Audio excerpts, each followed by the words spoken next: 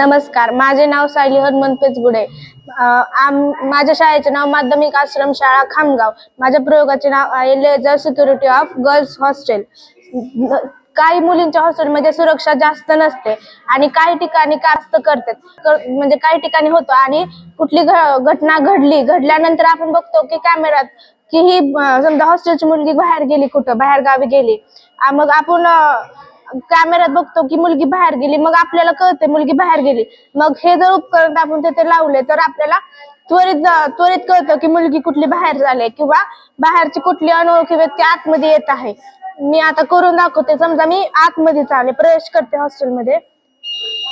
ही मी आतमध्ये चालले की लेझरची लाईट सेन्सरवर पडली ना, बजर वाजू लागत नाही, आणि जर दुसरीकडे कुठे पडली तर ह्या बजरचा अलार्म वाजू लागतो.